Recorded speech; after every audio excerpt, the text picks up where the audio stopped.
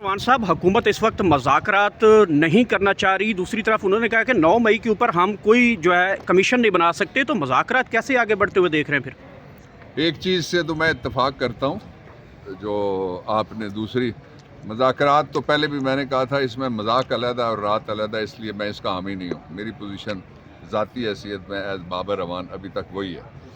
वालेकुम अस्सलाम। दूसरी बात जो आपने कही कि वो नहीं करना चाहते मुज़ाकरात, आपने अर्दली की बात की है। अर्दली दफ्तर से बाहर उसके इख्तियारात होते हैं, और वो शख्स जो मैं इस वजह से प्राइम मिनिस्टर फॉर्म 47 के ज़रिए बनाया गया कि वो डिग्गी में फ़िट आता है मुज़ाकरात का, उसके पास इख्तियार ही नहीं है।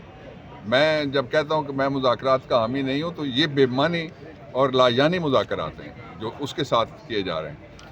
लेकिन चूँकि ये प्रोपेगेंडा करते थे, इमरान खान ने दुरुस्त फैसला किया, इनका ब्लफ कॉल किया और लोग बिठा दिए। आप देख रहे हैं किस तरह से अब वो खुद भाग रही है गवर्नमेंट। नंबर एक, मेरे ख्याल में ये एक छोटा सवाल है।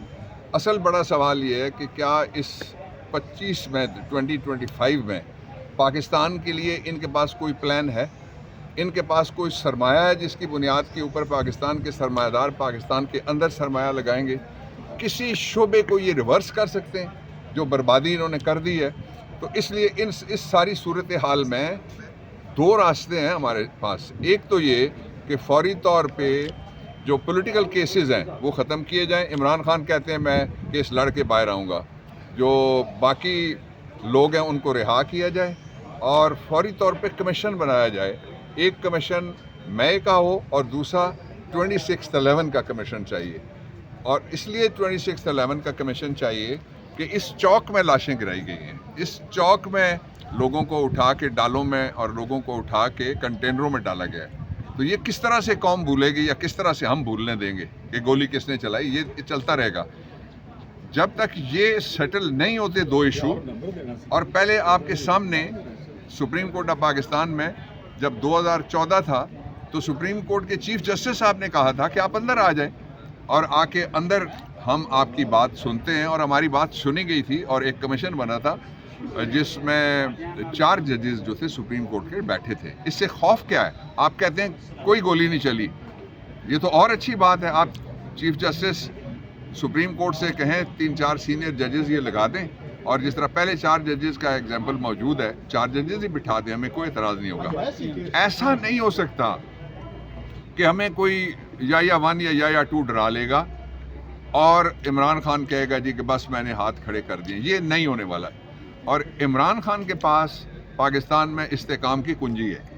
ये जितने नुमाइशी टिकटॉक वाले लोग लेके आए हैं, आपने देखा कि किस तरह ये जलीलो ख्वार होते हैं सारी दुनिया में एक पिक्चर के लिए। इतनी बेतौकीरी पाकिस्तान की जो अब हो रही है, पहले सारी दुनिया में कभी भी नहीं हुई। आखिरी बात जो मैं कहना चाहता हूँ वो ये है कि सुप्रीम कोर्ट ऑफ पाकिस्तान को भी और अदलिया को भी तकसीम किया गया।